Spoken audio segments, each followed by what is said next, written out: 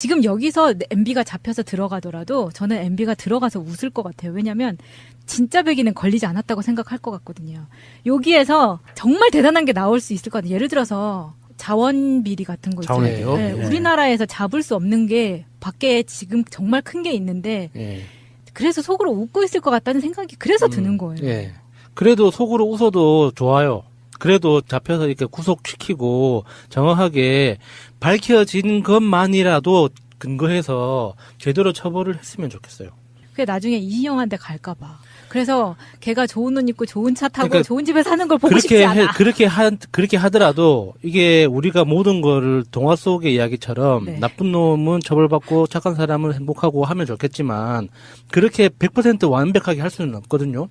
우리가 현실적으로 할 수 있는 데까지라도 제대로 해서 범죄를 꿈꾸고 있는 미래의 악들이 조금이라도 움츠러들 수 있고 조금 자기 행동을 뒤돌아보고 특히나 이 재벌을 중심으로 한 기득권층 그리고 친일파로 내려오는 대대로 내려오는 그 비리의 뿌리들이 조금 이 세상을 살면서 좀 눈치 보고 사는 세상이 될 수 있다면 이명박을 씨앗으로 좀 갈아 넣는 것도 괜찮다고 보기 때문에 지금 이 뇌물게이트 때문에 전직 대통령들의 뇌물게이트 때문에 1억 원 이상일 때 10년 이상 징역형 이거를 국민들이 다 외우고 있어요. 이런 네. 법을.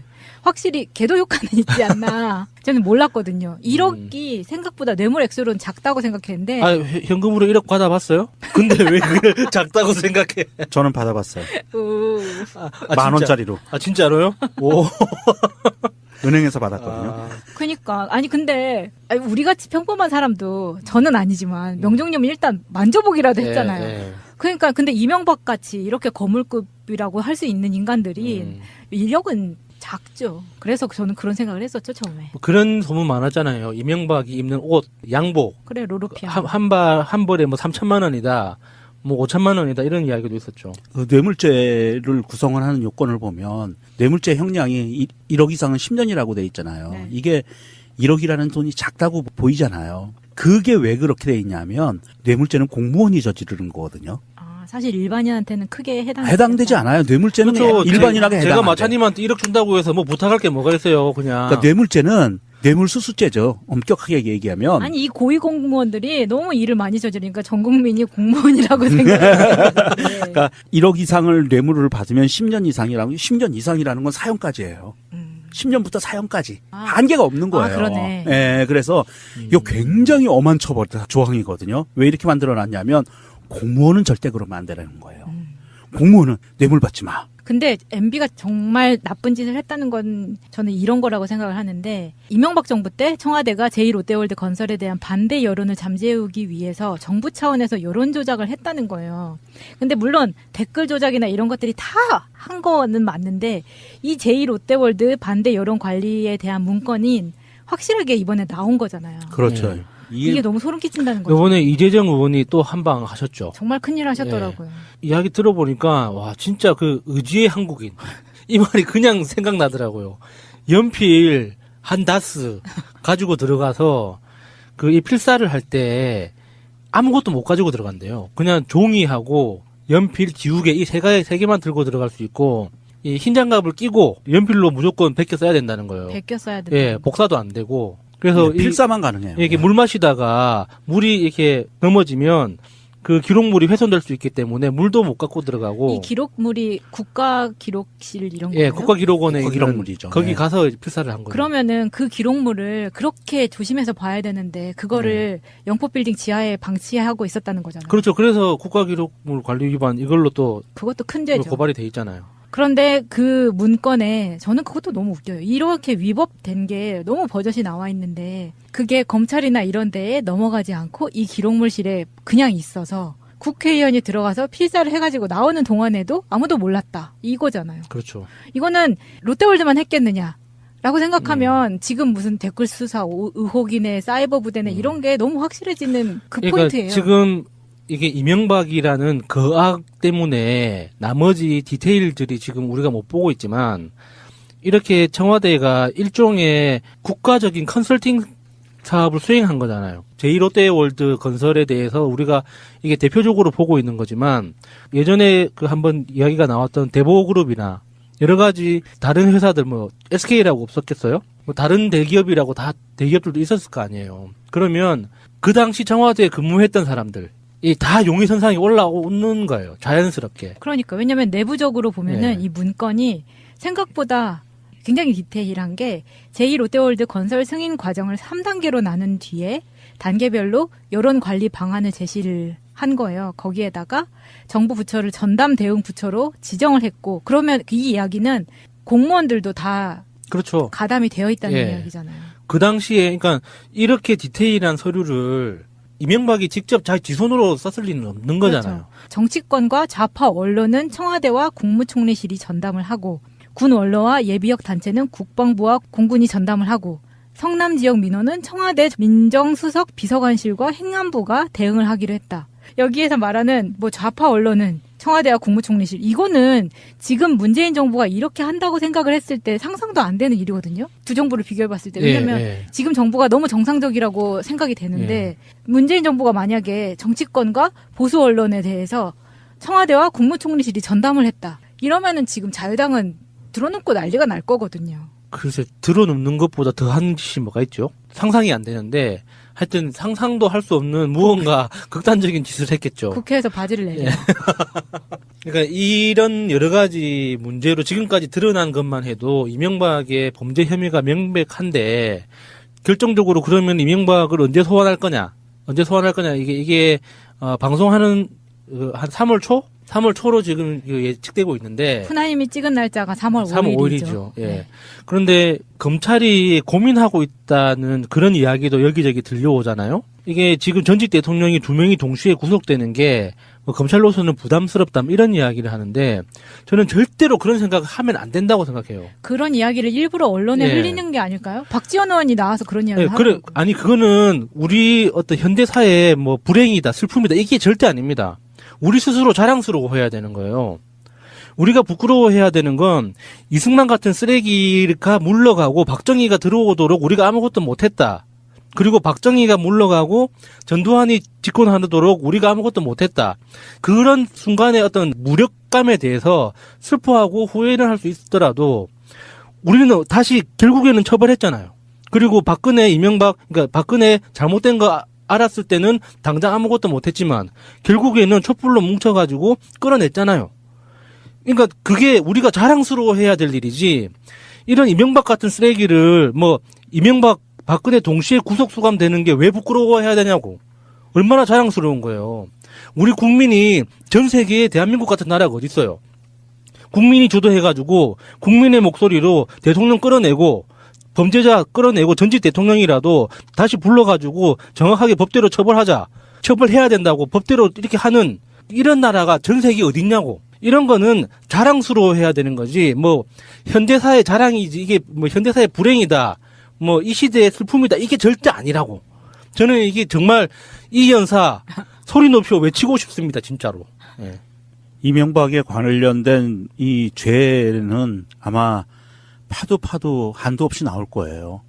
그렇다고 봤을 때 검찰 입장에서는 지금까지 나온 죄만으로도 차고 넘치거든요. 증거도 차고 넘치고 구속할 수 있다라고 확신이 드는 순간 바로 소환을 해서 구속영장을 청구를 해야 됩니다. 그렇게 됐을 때 사람들이 우려하는 것처럼 이게 자꾸 증거가 터져나오니까 이게 기소도 늦어지는 거 아니냐라고 하는데 그거는 전혀 신경 쓸 필요 없어요. 앞으로 5년, 10년, 15년이 지나더라도 그 안에 계속 얼마든지 증거가 나오면서 추가 기소가 가능하거든요. 그렇다고 봤을 때 검찰 입장에서는 하루빨리 이거를 빨리 마무리를 져서 재판으로 넘기는 이런 전략 전술을 쓰는 것도 굉장히 좀 바람직하고요. 사실 이명박과 박근혜, 최순실 이 사람들의 지은 죄를 보면서 드는 생각이 이겁니다. 야수님이 항상 이거를 주장을 했지만 돈줄을 끊어야 된다라는 이야기를 했지만 이 특별법 같은 것을 만들어야 돼요. 그래서 이 이제 가칭으로 얘기하면 권력형 부정비리에 대한 환수 조치에 관한 법률 뭐 이런 식으로 해서 특별법을 하나를 만들어서 이 기한이 없이 이 사람들이 지은 죄에 대한 그 추징금이나 벌금, 특히 비리로 축적된 재산 같은 경우엔 끝까지 환수해서 추징할 네. 수 있는 이런 시스템을 특별법을 만들어서 이 돈줄을 하나하나 차근차근 끊어나가야 되고요. 그리고 해외에 빼돌려져 있는 저수지에 들어가 있다고 하는 돈 사실 그거 몇 달에 며칠간에 몇 달 동안에 이거 밝혀낼 수 있는 문제가 아니에요. 이 부분은 검찰과 경찰과 그리고 국세청이 나서서 다른 네. 나라들과 이게 긴밀하게 협조를 해야만 찾아낼 수 있는 부분이라 굉장히 시간이 걸립니다. 시간도 걸리고 돈도 드는 거라서 예, 그래서 어, 이 수많은 시간이 드는 거는 그거는 따로 차차차 시간이 들면서 밝혀내고요. 급하게 이미 범죄 혐의가 드러난 부분 이것만 따로 갖고 기소를 하는 방법으로 가야 맞을 것 같아요. 예, 저 명종님 말씀에 진짜 200% 동의하는 게 지금 우리나라 현행 법률로도 이런 정치인, 그러니까 선출직 공무원과 이 일반 공무원들의 범죄에 대해서 끝까지 추적하고 추징하는 처벌이 가능해요. 근데 그건 정치적 판단이 있을 때 그 의지가 드러나는 거거든요. 그래서 그냥 유야무야 덮이는 경우가 너무 많아. 근데 제가 그런 글을 읽어본 적이 있는데 서방국가와 우리나라의 국민성에 대한 거였는데 예를 들어서 집에 있던 머슴이 예. 일을 잘못해서 주인의 재산에 흠이 가거나 이제 음. 피해를 입혔어요. 그러면 미국이나 이런 데서는 하인을 거의 죽인다는 거예요. 예, 예. 근데 우리나라는 소설에서도 많이 나오잖아요. 흠신 패서 쫓아내버렸다. 멍석말이하죠. 네. 예. 그게 다른 국민성이라서 외국에서는 2차 대전, 1차 대전 예. 끝나고 이렇게 나치의 부역자들 뭐 처단하고 막 이런 게 가능했지만 예, 예, 예. 그런 국민성 때문에 우리나라는 일제를 처단하지 못했다. 이런 글을 본 적이 있었어요. 아, 그런 것과 비슷한 맥락일 수도 있는데 이게 범죄를 꿈꾸는 사람들이나 범죄가 가능한 사람들, 고위공무원들, 그리고 선출직 공무원들이 내 행위가 나의 이게 실수든 내 의도가 됐든지 간에 이게 범죄가 되었을 때 나에게 돌아오는 피해가 무한대로 크다는 전제가 깔려 있으면 아무것도 못 하거든요. 그런 범죄 자체를 꿈꿀 수가 없어요. 그러니까 명종님이 말씀하셨던 그런 특별법이 꼭 필요하다고 느껴지는 게 우리 사회에 정말 큰 해악을 미치는 작은 실수가 이게 파도가 되어가지고 엄청나게 큰 쓰나미가 될 수 있는 사람들 있죠. 입법부의 국회의원들이나 중앙정부의 고위공무원들 이런 사람들의 어떤 개인적 사적 감정이 이게 포함된 사적인 이익이 포함된 정책적 판단이 드러났을 때 자기들이 입는 피해를 예상할 수 있어야 되거든요. 근데 지금은 그런 걸 끝까지 추적하는 어떤 법적 장치가 아무것도 없단 말이죠. 그러니까 이명박처럼 이런 범죄가 밝혀졌음에도 불구하고 전두환이나 노태우에 대해서 추징금에 대해서 정확한 선고가 내려졌음에도 법적인 처벌이 내려졌음에도 불구하고 이게 정권이 바뀔 때 그리고 국세청장이 누구냐 검찰총장이 누구냐에 따라서 그 추징 활동을 얼마만큼 강도로 얼마만큼 깊이로 할 건지에 대해서 계속 달라졌단 말이죠. 그러니까 그런 걸 방지하기 위해서라도 명동님이 말씀하신 그런 특별법은 꼭 필요한 것 같아요. 그런 특별법을 만들려면 선결 과제가 있어야 되죠. 다음 총선에서 압도적으로 저쪽에 있는 저 패거리들은 의석을 얻지 못하게 만들어야 돼요. 그래서 무난하게 그 법률이 통과될 수 있는 네. 의석을 충분히 확보해 줘야 되죠. 네, 다음 총선이 정말 중요하다는 게 다시 한번 느껴지고요. 결정적으로 그러면 이명박을 언제 소환할 거냐? 언제 소환할 거냐? 이게 방송하는 한 3월 초? 3월 초로 지금 예측되고 있는데 푸나님이 찍은 날짜가 3월 3월 5일이죠. 5일이죠. 예. 네. 그런데 검찰이 고민하고 있다는 그런 이야기도 여기저기 들려오잖아요. 이게 지금 전직 대통령이 2명이 동시에 구속되는 게 뭐 검찰로서는 부담스럽다 이런 이야기를 하는데 저는 절대로 그런 생각을 하면 안 된다고 생각해요. 그런 이야기를 일부러 언론에 예. 흘리는 게 아닐까요? 박지원 의원이 나와서 그런 이야기를 예, 하고 그래 아니 그거는 우리 어떤 현대 사회의 뭐 불행이다, 슬픔이다 이게 절대 아닙니다. 우리 스스로 자랑스러워해야 되는 거예요. 우리가 부끄러워해야 되는 건 이승만 같은 쓰레기가 물러가고 박정희가 들어오도록 우리가 아무것도 못했다. 그리고 박정희가 물러가고 전두환이 집권하도록 우리가 아무것도 못했다. 그런 순간의 어떤 무력감에 대해서 슬퍼하고 후회를 할 수 있더라도 우리는 다시 결국에는 처벌했잖아요. 그리고 박근혜, 이명박, 그러니까 박근혜 잘못된 거 알았을 때는 당장 아무것도 못했지만 결국에는 촛불로 뭉쳐가지고 끌어냈잖아요. 그러니까 그게 우리가 자랑스러워해야 될 일이지 이런 이명박 같은 쓰레기를 뭐 이명박 박근혜 동시에 구속 수감되는 게 왜 부끄러워해야 되냐고. 얼마나 자랑스러운 거예요. 우리 국민이 전 세계에 대한민국 같은 나라가 어디 있어요. 국민이 주도해가지고 국민의 목소리로 대통령 끌어내고 범죄자 끌어내고 전직 대통령이라도 다시 불러가지고 정확하게 법대로 처벌하자. 처벌해야 된다고 법대로 이렇게 하는 이런 나라가 전 세계에 어디 있냐고. 이런 거는 자랑스러워해야 되는 거지. 뭐 현대사의 자랑이지 이게 뭐 현대사의 불행이다. 뭐 이 시대의 슬픔이다. 이게 절대 아니라고. 저는 이게 정말 이 연사 소리 높여 외치고 싶습니다. 진짜로. 예. 이명박에 관련된 이 죄는 아마 파도 한도 없이 나올 거예요. 그렇다고 봤을 때 검찰 입장에서는 지금까지 나온 죄만으로도 차고 넘치거든요.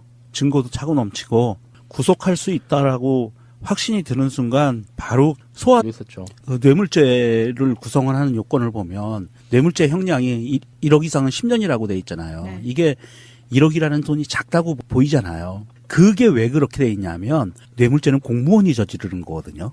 사실 일반인한테는 크게 해당되지 않아요. 뇌물죄는 그렇죠. 일반인에게 해당. 제가 마차님한테 1억 준다고 해서 뭐 부탁할 게 뭐가 있어요, 그냥. 그러니까 뇌물죄는 뇌물수수죄죠. 엄격하게 얘기하면. 아니 이 고위 공무원들이 너무 일을 많이 저지르니까 전 국민이 공무원이라고 생각해요. 그러니까 1억 이상을 뇌물을 받으면 10년 이상이라고 10년 이상이라는 건 사형까지예요.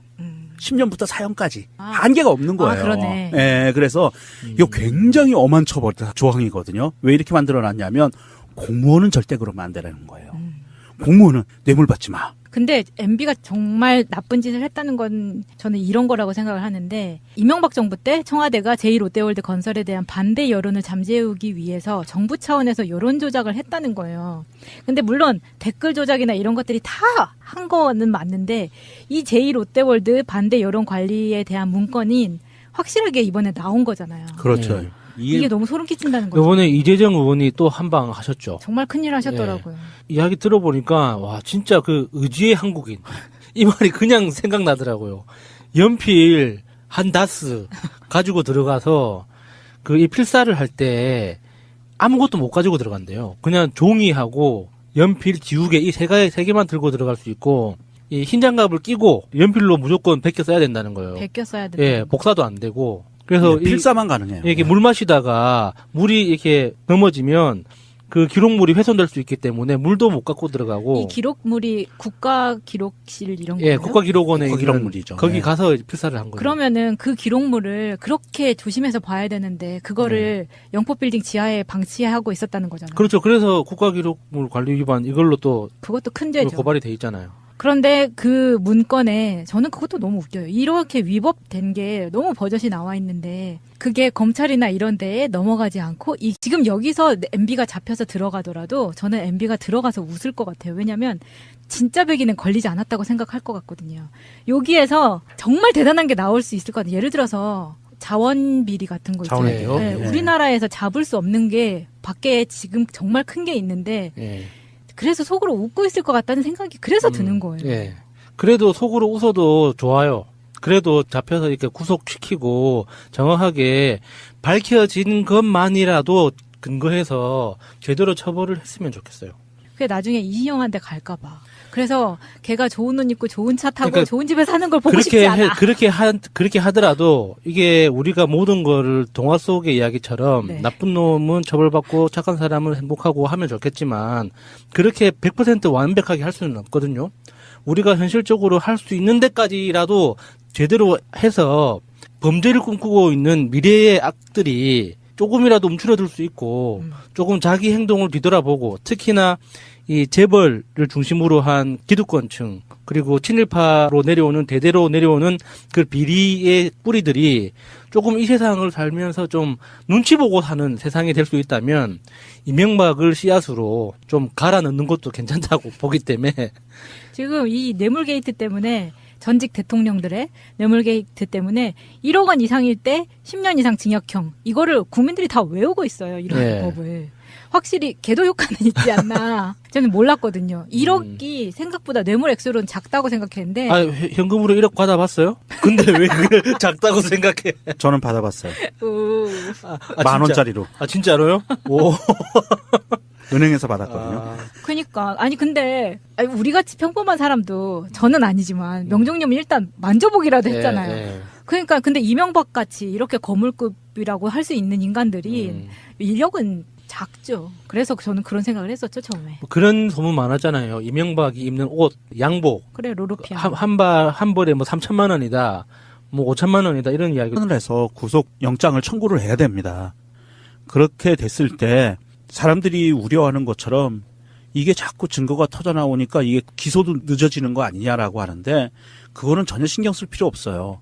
앞으로 5년, 10년, 15년이 지나더라도 그 안에 계속 얼마든지 증거가 나오면서 추가 기소가 가능하거든요. 그렇다고 봤을 때 검찰 입장에서는 하루빨리 이거를 빨리 마무리를 져서 재판으로 넘기는 이런 전략 전술을 쓰는 것도 굉장히 좀 바람직하고요. 사실 이명박과 박근혜, 최순실 이 사람들의 지은 죄를 보면서 드는 생각이 이겁니다. 야수님이 항상 이거를 주장을 했지만 돈줄을 끊어야 된다라는 이야기를 했지만 이 특별법 같은 것을 만들어야 돼요. 그래서 이 이제 가칭으로 얘기하면 권력형 부정비리에 대한 환수 조치에 관한 법률 뭐 이런 식으로 해서 특별법을 하나를 만들어서 이 기한이 없이 이 사람들이 지은 죄에 대한 그 추징금이나 벌금, 특히 비리로 축적된 재산 같은 경우엔 끝까지 환수해서 추징할 수 있는 이런 시스템을 특별법으로 만들어서 이 돈줄을 하나하나 차근차근 끊어나가야 되고요. 그리고 해외에 빼돌려져 있는 저수지에 들어가 있다고 하는 돈 사실 그거 며칠간에 몇 달 동안에 이거 밝혀낼 수 있는 문제가 아니에요. 이 부분은 검찰과 경찰과 그리고 국세청이 나서서 다른 나라들과 이게 긴밀하게 협조를 해야만 찾아낼 수 있는 부분이라 굉장히 시간이 걸립니다. 시간도 걸리고 돈도 드는 거라서. 예, 그래서 이 수많은 시간이 드는 그거는 따로 차차차 시간이 들면서 밝혀내고요. 급하게 이미 범죄 혐의가 드러난 부분 이것만 따로 갖고 기소를 하는 방법으로 가야 맞을 것 같아요. 예, 저 명종님 말씀에 진짜 200% 동의하는 게 지금 우리나라 현행 법률로도 이런 정치인, 그러니까 선출직 공무원과 이 기록물실에 그냥 있어서 국회의원이 들어가서 필사를 해가지고 나오는 동안에도 아무도 몰랐다. 이거잖아요. 그렇죠. 이거는 롯데월드만 했겠느냐. 라고 생각하면 지금 무슨 댓글 수사 의혹이네 사이버 부대네 이런 게 너무 확실해지는 그 그러니까 포인트예요. 지금 이게 이명박이라는 거악 때문에 나머지 디테일들이 지금 우리가 못 보고 있지만 이렇게 청와대가 일종의 국가적인 컨설팅 사업을 수행한 거잖아요. 제2롯데월드 건설에 대해서 우리가 이게 대표적으로 보고 있는 거지만 예전에 그 한번 이야기가 나왔던 대보그룹이나 여러 가지 다른 회사들 뭐 SK라고 없었겠어요? 뭐 다른 대기업이라고 다 대기업들도 있었을 거 아니에요. 그러면 그 당시 청와대에 근무했던 사람들 이 다 용의선상에 올라오는 거예요. 자연스럽게. 그러니까 왜냐하면 내부적으로 보면은 이 문건이 생각보다 굉장히 디테일한 게 제2롯데월드 건설 승인 과정을 3단계로 나눈 뒤에 단계별로 여론 관리 방안을 제시를 한 거예요. 거기에다가 정부 부처를 전담 대응 부처로 지정을 했고 그러면 이 이야기는 공무원들도 다 그렇죠. 가담이 되어 있다는 예. 이야기잖아요. 그 당시에 그러니까 이렇게 디테일한 서류를 이명박이 직접 자기 손으로 썼을 리는 없는 거잖아요. 그렇죠. 정치권과 좌파 언론은 청와대와 국무총리실이 전담을 하고 군 원로와 예비역 단체는 국방부와 공군이 전담을 하고 성남 지역 민원은 청와대 민정수석 비서관실과 행안부가 대응을 하기로 했다. 여기에서 말하는 뭐 좌파 언론은 청와대와 국무총리실 이거는 지금 문재인 정부가 이렇게 한다고 생각을 했을 때 상상도 안 되는 일이거든요. 두 정부를 비교해봤을 때 왜냐하면 지금 정부가 너무 정상적이라고 생각이 되는데 문재인 정부가 만약에 정치권과 보수 언론에 대해서 청와대와 국무총리실이 전담을 했다. 이러면은 지금 자유당은 들어놓고 난리가 날 거거든요. 글쎄 들어눕는 것보다 더한 짓이 뭐가 있죠? 상상이 안 되는데 하여튼 상상도 할 수 없는 무언가 극단적인 짓을 했겠죠. 국회에서 바지를 내려. 그러니까 이런 여러 가지 문제로 지금까지 드러난 것만 해도 이명박의 범죄 혐의가 명백한데